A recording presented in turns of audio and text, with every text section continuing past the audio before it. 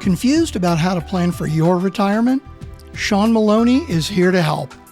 Shawn has created the Retire Happy framework that considers more than just how much you should save. Getting information and tools to preserve your financial future is minutes away. Welcome to the Priority of Retirement with your host, Shawn Maloney.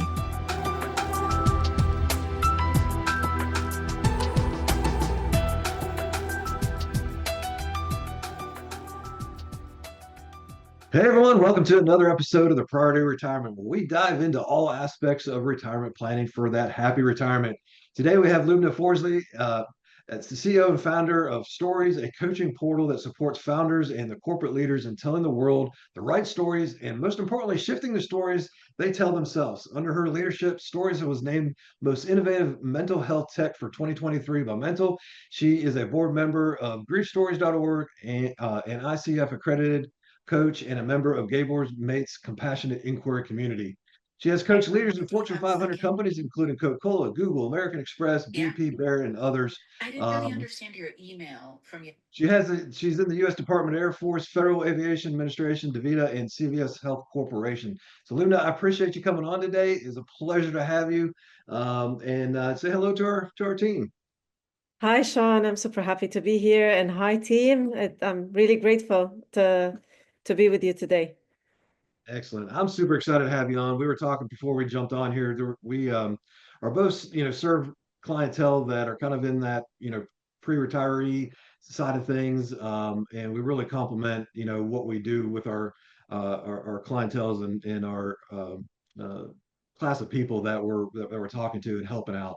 So I really appreciate you coming on, and I look forward to this conversation. So let's dive in a little bit. So tell me, well, first of all, let's start off. Let's get a little bio about you. Tell me a little bit, about you and your company and what your focuses are, and how you help people, and then we'll dive in. Yeah, sure. So I'm the founder of a company called Stories.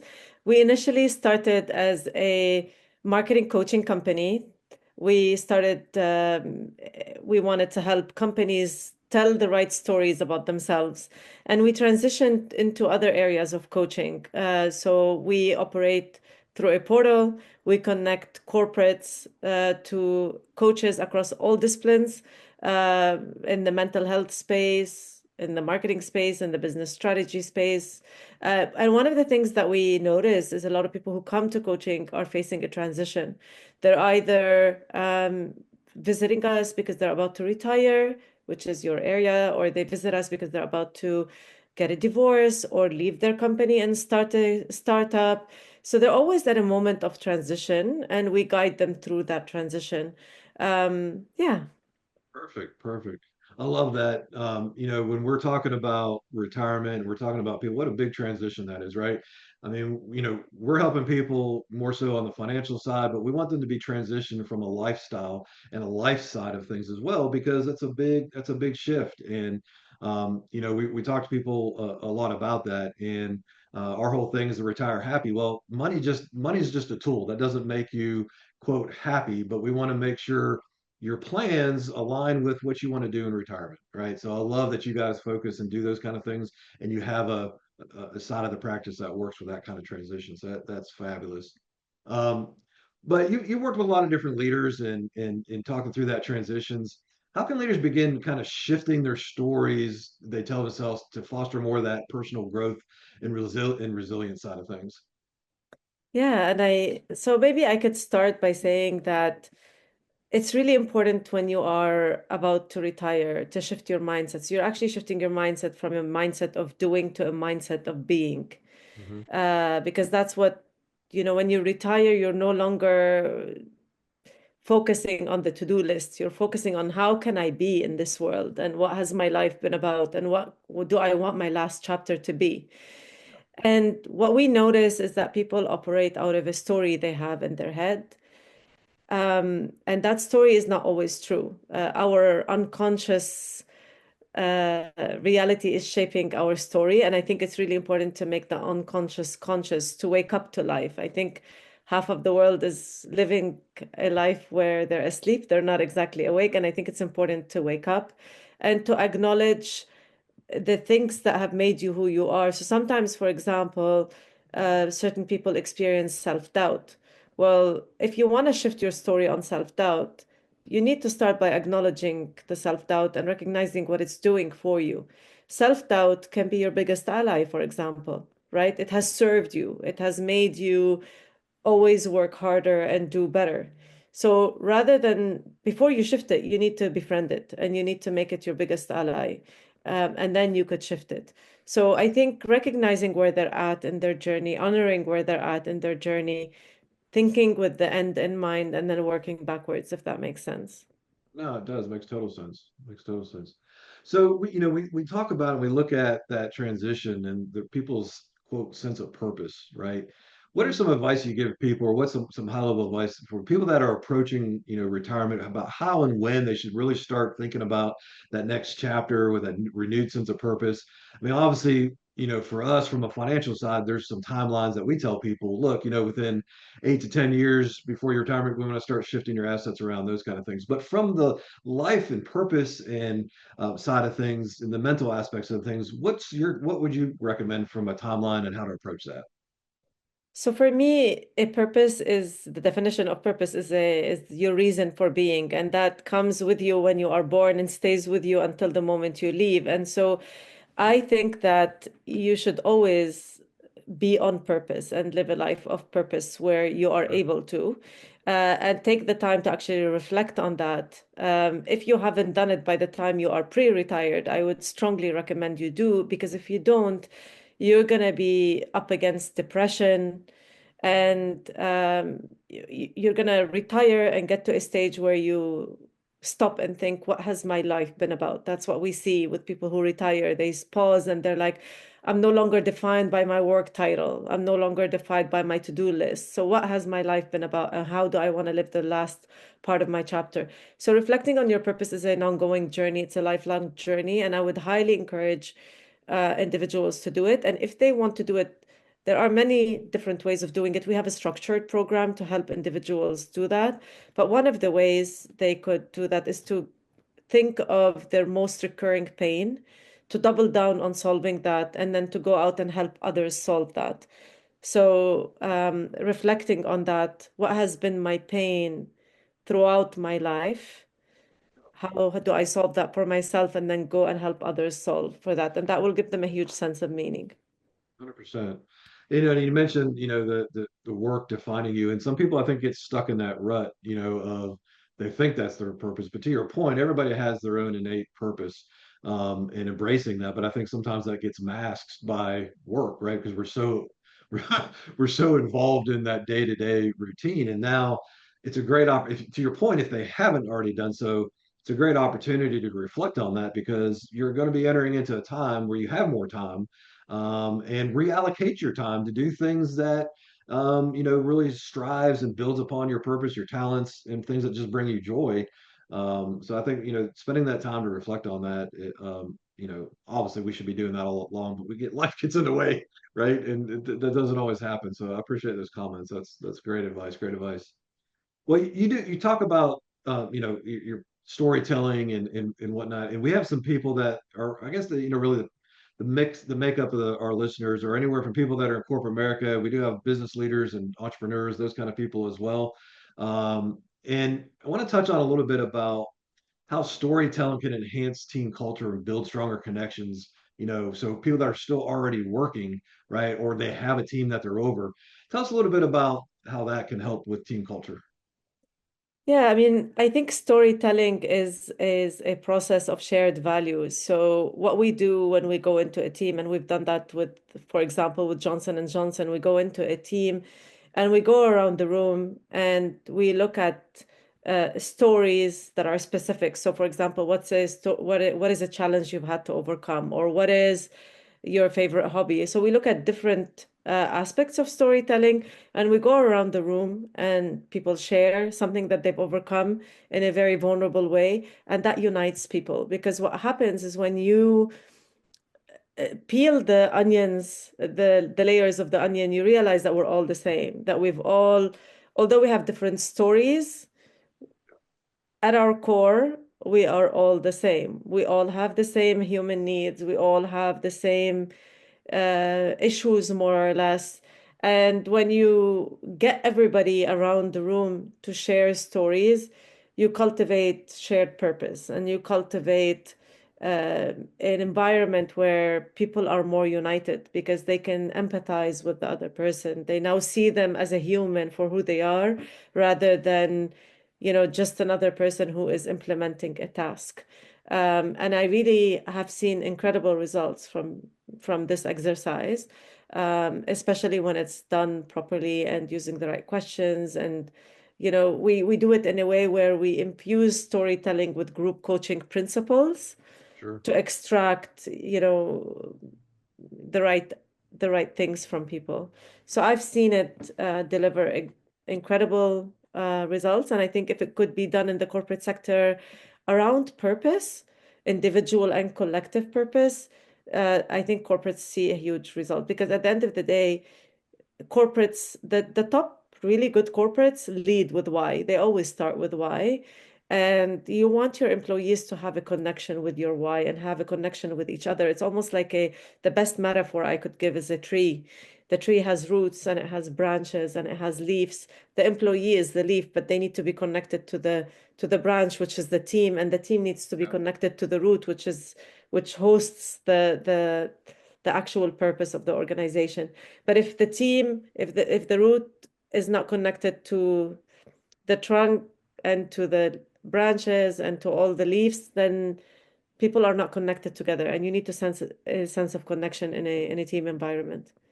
I love that, because I think innate to our human nature is that there's a sense of a need of belonging, right? And purpose, and that we're not in it alone. And I love that that approach. And obviously for some people it probably takes some more time to get, open up and be vulnerable and whatnot, but it does make people relatable. Absolutely. I love that. Absolutely love that. And look, we certainly need that that more kind of connection today in today's world, as far as human connection and sense of belonging and humanity, if you will. And I love that. Love that. Well, you've worked with some pretty impressive companies. Over the years, a lot of Fortune 500 companies. How's that really influenced your approach to coaching and leaders and that transition process? Yeah, I think it made us a little bit more structured, which I really appreciate. I've worked myself as an employee in organizations and global organizations like Coca-Cola, but I've also consulted with incredible organizations and coached incredible leaders in these organizations. And I think that has helped us structure our offerings differently. I also think I always keep an eye for global and local, right? So when you're working with these organizations, it's interesting that on a global scale, humans are all the same and we have the same needs and the same issues. But at the same time, from a local point of view, if you do personalized strategies, so every person has a story, so you need to relate to their individual story, but there's also a collective story. So we're always paying attention to the individual person and the individual story versus the collective story and the collective storytelling within an organization. So that's, I would say, the biggest thing that has helped us change our approach.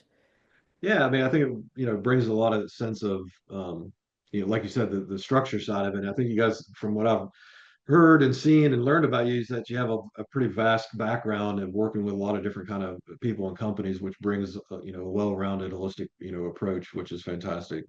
Because it's not a one size fits all, Yeah, right? absolutely. Right. Right. 100%. Well, in your experience, what role has mental health, play? How's that help with leaders in sustaining their impact and how to avoid, helping that avoid burnout? Because we hear a lot about that, right? As far as, and I'm glad that mental health is more in the forefront today than it used to be, right? I mean, back in the day, it was more taboo, and now it's fantastic that we're now able to talk about it more. But leaders often get stuck in that rut, or not even just leaders, but really even in a working capacity. And, you get burned out because they're not reaching out or they're not talking through it. So talk a little bit about how that, mental health plays in the sustaining and helping all that. So I'm a huge advocate of mental health and I really believe in it. I think if you break your wrists, you don't continue operating, right? You stop, you pause, and you go get that, you put a cask on, right? So it's the same with mental health. You don't keep pushing through, because if you keep pushing through, you're going to burn out. And that's why burnout happens. Burnout happens when what you're doing is not aligned with why you're doing it. There's a disconnect between your purpose and what you love and what you're here to do with what you are doing day to day. And Right. if you can continue doing that, and yes, you'll continue getting your paycheck if that's what you need. And I'm certainly not advocating for people to stop working, but I am advocating for people to pause and reflect and take care of their mental health, because that actually impacts how you operate. It impacts how you position yourself in the market, and it impacts everything. And I think I'd love to maybe share with you, I don't know, you probably have had other guests say that on your podcast, the top 5 regrets of people who are dying. If you look at these, can I share them with you? Most definitely. Yeah. Yeah. So the top 5 regrets, and if I read these here, it says, I wish I had the courage to be true to myself, is the number 1. Well, there's no better place to do that than in retirement, or as you are thinking of retirement, right? The second one is, I wish I hadn't worked so hard. The third one is, I wish I had the courage to express my feelings. The fourth is, I wish I had stayed in touch with friends. And the last is, I wish I let myself be happier. The idea is not to get to the end of your life with these regrets. The idea is to pause often and say, I don't want to get to my end of life reading this list. How could I operate on purpose, with purpose, at every checkpoint in my life? How could I live a life that is true to myself so that I don't burn out? And you all have the opportunity to do that. And it's not all of it requires money. And I think that's key to begin with the end in mind, so that you don't get to the end of your life saying this list. 100%. That's very powerful. I love that. Absolutely love that. So what it, so talk a little bit about what people can adopt now to shape that meaningful legacy, right? That kind of goes beyond their professional careers, right? Because I mean, we've alluded to it earlier, and we're talking about that transition, but if you could touch on that a little bit, that'd be fantastic. I mean, if your listeners or if individuals are able to invest in reflecting and in doing a purpose discovery process, this is something that we offer, and we're more than happy to do that with them. And that will really give them a lot of perspective on not only what their purpose is, but also what to do with that purpose. Because it's one thing to know what your purpose is, and it's another to actually say, right, how could I live every day on purpose? How could I make decisions every day in a way that's aligned with my purpose? What do I do with the rest of my life? Do I do mentoring? Do I write a book? Do I invest in my digital presence? Do I go and start a startup? There are a lot of people who retire who have incredible wisdom, who go out and mentor or start companies because they've acquired certain skills that they could put to use in these companies. So it really depends on the individual that we are talking to.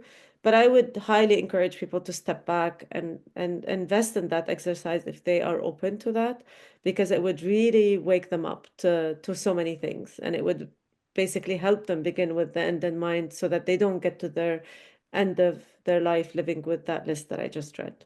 Right. Yeah, 100%. What are what are some of the what are some of the bigger mistakes you see people making, or things that they don't account for when they're talking through transition, to retirement? What are some of the biggest mistakes? The first thing that I wanted to say is that they live their life in a way that's asleep. They're not awake. They don't pause and reflect. But I think every person behaves the way they behave because of certain things. And so I live in a way that's non-judgmental in a way, because I think they've had to do that. It helped them survive. But I would say pausing and reflecting and people don't begin with the end in mind. They're on autopilot Yeah. because they've had to be on autopilot. And they're always in the doing rather than the being. And I think people follow a certain path in life unless they get to a checkpoint that wakes them up. So you're a child, you become a teenager, you go to university or to college because you're told to go to university and college. You go get a job because that's the right or the normal thing to do. You get married, you find a partner, you have kids, then you have grandkids, you buy your assets, and then you get to pre-retirement and you say, oh, what has my life been about? And you have a midlife crisis. So that's what the norm follows, Sure. unless they have different checkpoints in their life. These different checkpoints are health crisis that wake you up, that wake you up before you get to the midlife. Sure. Or you have a loss of some sort, you have a major accident, you live in certain conditions, like in a war zone. That was my story. I lived in a war zone that woke me up to my purpose at a very young age. I used to look outside the window every day and say, oh, like, okay, will I make it tomorrow? And if I do, how will I live my life? How will I live on purpose? And what is purpose in the first place? So I went on this journey where I read every book under the sun in the space of purpose so that I could discover the formula for purpose, right? But I had that checkpoint early on in my life.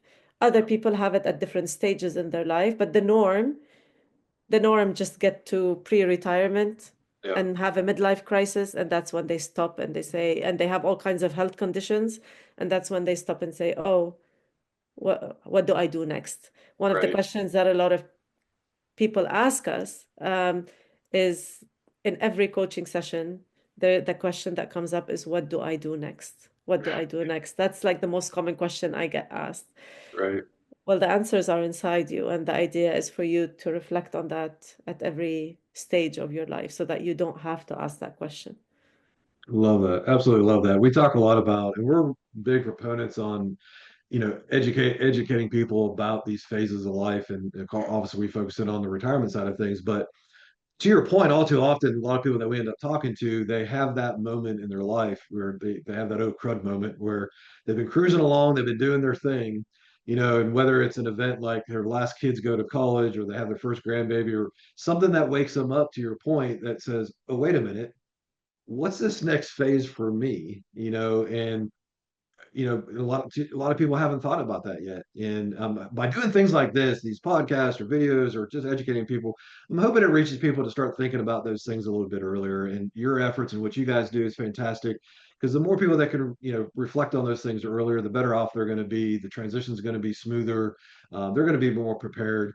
And that's what we want. We want everybody to have a smooth transition, have that happy retirement. But no matter where you're at, don't be embarrassed. Just get out there and do it. Now that you recognized it, just get out there and do it. Right. Doesn't matter where you're at, how old or young you are, how much money you have or don't have, how much thought processes you've done on your purpose or don't. There's no time like the present to start. Absolutely. Right?